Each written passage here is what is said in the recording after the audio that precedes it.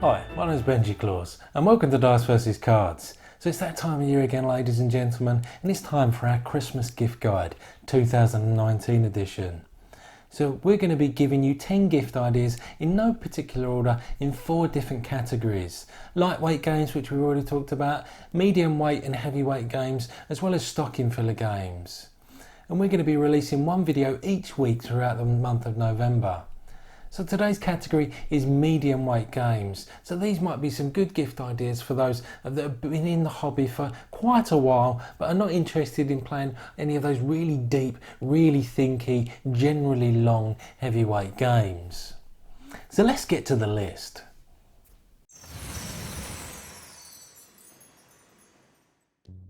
Architects of the West Kingdom. Oh, beautiful worker placement games, where art thou? Right here, boss. Where can I sit? Right there on the table. We set aside room just for you. Nice. This worker bee game places the emphasis on ramping up production of resources and pushing your luck, knowing that your opponents can quickly say enough is enough and grind that progress to a halt. With you then using the resources you've accrued to construct various buildings until a certain amount have been built, signposting the end of the game, then they who hath gained the most victory points takes home the spoils. This is a sequel more or less to Raiders of the North Sea, and whilst this shares some of the same sensibilities with that title, it definitely is its own game in its own right.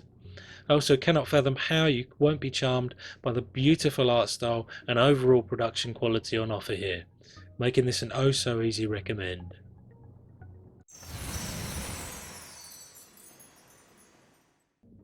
Clank, or Clank in Space.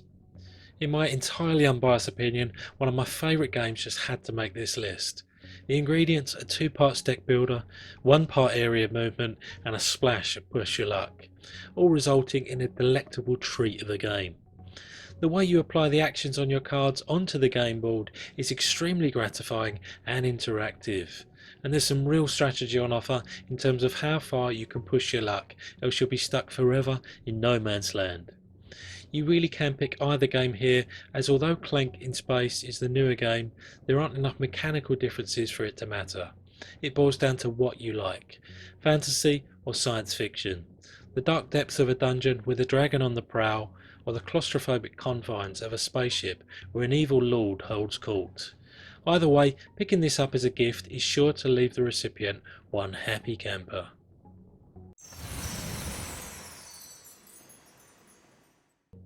Lords of Helis. My god, this game has a lot of items to cover in the plus column. At the tippy top is a well blended mix of area control, hand management, asymmetric player powers and worker placement. But how can you not want to stare at these absolutely fantastic miniatures? The 3 gods even split into sections to act as one of the 4 win conditions. Which brings me to the next item. You can play this game many different ways, have a good time and still win. You can go monster hunting, mythological beasts. You can spread your control over sections of the board, or you can get one of those monuments to the gods fully constructed and fortify your position for a few turns. What's more, the game will help you keep that variety in it. You might have a preference in terms of playstyle, but the game's randomness will certainly help you mix things up. Whilst there's barely any fluff on offer, the game feels highly thematic and is a strategic pleasure to experience.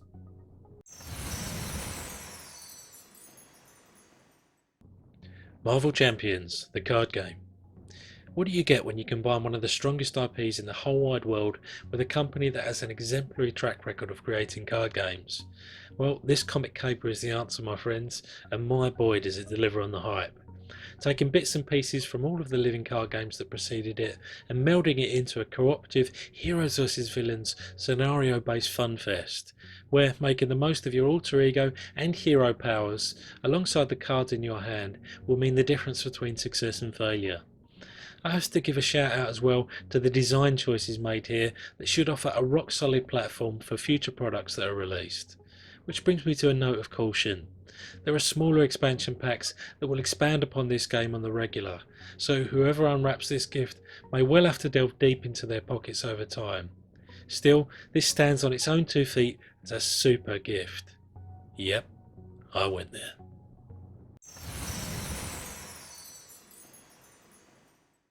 Res Arcana. This alchemical wonder of a hand management and resource management game made a big splash this year for its relatively deep gameplay and beautiful artwork. And alchemy certainly is the best way to describe the action on offer here, as each and every player is racing to be the first to get to 10 points. The beginning and middle of this game are all about ramping up your artifacts and allies by trading in life for gold, calm for death, or whatever mixture is dictated by the cards you drafted. But by the end, this becomes a dash to the finish line, so your best bet becomes playing fast and efficiently and hoping no one pips you to the post. There's a great deal to admire about this game, and it will certainly get your brain ticking over as you manage each small action to the best of your ability before passing to the next player.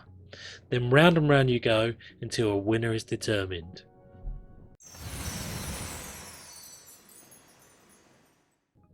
Star Wars Outer Rim. Another winning Star Wars game? Really?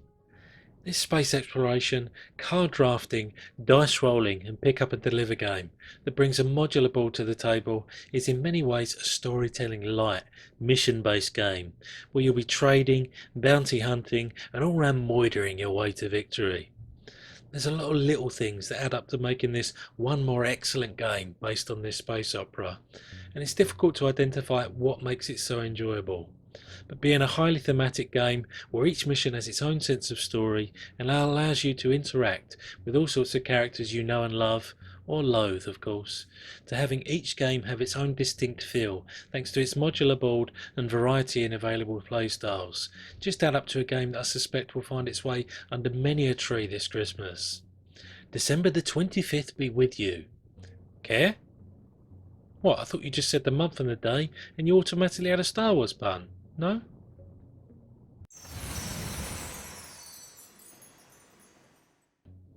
Unfair. Ah, theme parks. What a wonderful world we live in. What we have here is a set collection and card drafting game all about building the most attractive park, full of thrills and spills and rides and slides. In this game you're going to need to think big or go home.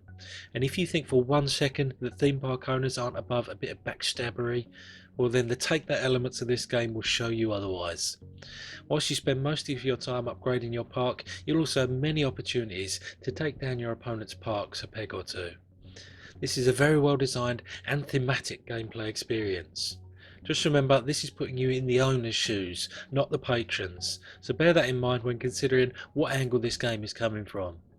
But rest assured, when you do play this, there's just the right amount of complexity and replayability on offer to ensure this will get to the table many times.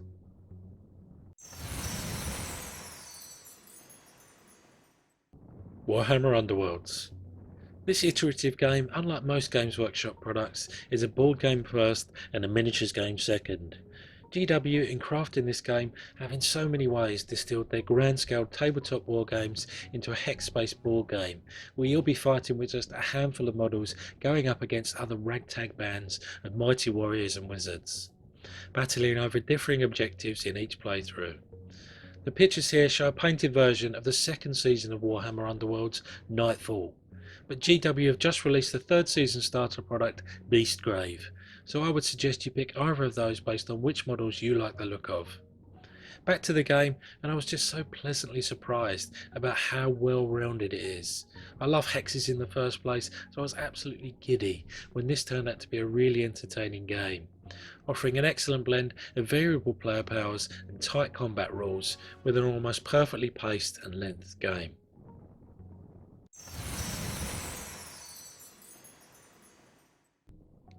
Wingspan. Not many games to come out this year have been talked about more than this ornithological engine builder. With its family friendly theme and high production values to boot, this game sure does have a lot going for it. I suspect the theme of Wingspan has been a great way to almost trick non-gamers into trying this out. Clever girl. There are literally flocks and hordes and swims of birds for you to choose from here and use to your advantage. Playing them in the right place at the right time and ensuring you meet the most objectives is the key to mastering this game.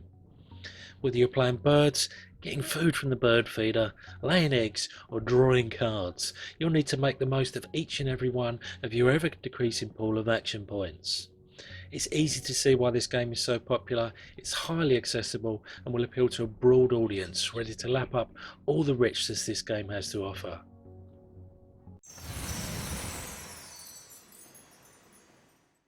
Zombicide Invader. I suspect you may have already heard of Zombicide.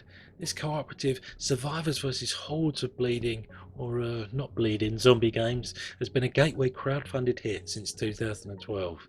There have been a number of releases since then, starting with this modern day setting, then after a while going back in time, getting medieval on those zombies' asses, and now we've gone the other way, back to the future, and where we're going, we don't need Don't do it. Don't you finish that sentence. Okay, the gameplay. You and your heroes have a mission. That mission differs from game to game, but what stays constant? Arming yourselves to the teeth and slaying zombies, this time in spacesuits. This to me is a prototypical gateway game, and is probably about as low risk as you'll find in a gift idea. This taps into something innately fun in all of us, unless of course you have the fear of walking corpses or rolling dice, because you'll be doing plenty of that on your way to leveling up your character and winning and losing as a team. We really hope we've given you some good ideas for gifts, and if you've enjoyed this video then please give it a thumbs up and subscribe to the channel to keep up to date with what we do.